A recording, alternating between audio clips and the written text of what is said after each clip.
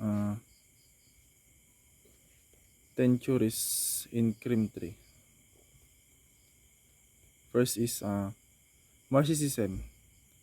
Marxism is a social, political, and economic theory originated by Karl Marx that focuses on the struggle between capitalists and the working class. Marx wrote the power of relationship between capitalists and worker were inherently exploitative and would inevitably create class conflict. Rational choice theory can apply to a variety of areas including economics, psychology, and philosophy. This theory states that the individual use their self-interest to make choices that will provide them with the greatest benefits.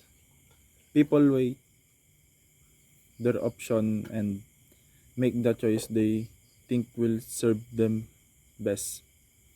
Labyrinth theory is an approach in the sociology of deviance that focuses on the ways in which the agents of social control attach stigmatism, stereotypes to particular groups, and the way in which the stigmatized change their behavior once labeled. Example, a person who volunteer to stay late at work is usually seen as a worthy of praise. But if a person has been labeled as a thief, people might be suspicious that they will steal something. For some people, once a deviant label has been applied, this can actually lead to more deviance. Next is the self-control theory. The self-control theory of crime suggests that individuals who were ineffectually parented before the age of 10 develop less self-control than individuals of approximately the same age who were raised with better parenting. According to the self-control theory, people are not inherently criminal, nor are they socialized into crime. Rather, people differ in the extent to which they have developed self-control and attend to the control in their environment, which inhibit crime and delinquency. Feminist theory is the extension of feminism into a theoretical, fictional, of philosophical discourse. It aims to understand the nature of gender inequality. It is core. Feminism is the belief in full social, economic, and political equity for women. Feminism largely arose in the response to Western tradition that restricted the right of women. But feminist thought has global manifestation and variation. Next is conflict theory.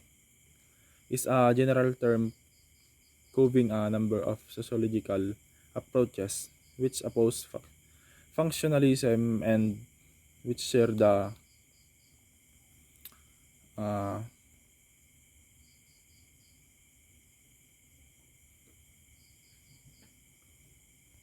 the number of socialist approaches which oppose functional and which share the idea that the basic feature of all societies was the struggle between different groups for access to limited resources.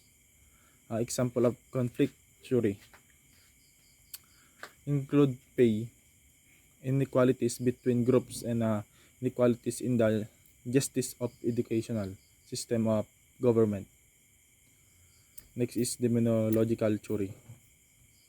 This is a theological theory of crime. It is the study of behavior under the premise that human behavior is influenced by supernatural spirits. Depending on its origin, the study of the demonology can focus on the study of benevolent of malevolent supernatural being. Deterrence theory. Deterrence theory is the theory that criminals penalties do not just punish violators, but also discourage other people from committing similar offenses. Many people point to the need to deter criminal action after high-profile incident in which an offender is seen to have received a light sentence. The classical theory. Uh, this is the traditional theory wherein more emphasis is on the organization rather rather than the employees working therein. According to the classical theory, the organization is considered as a machine and the human being as different component or parts of the machine. And the last one is the positivist theory. Perspective in the criminology looks to internal or external influences on individuals as the primary cause of criminal behavior.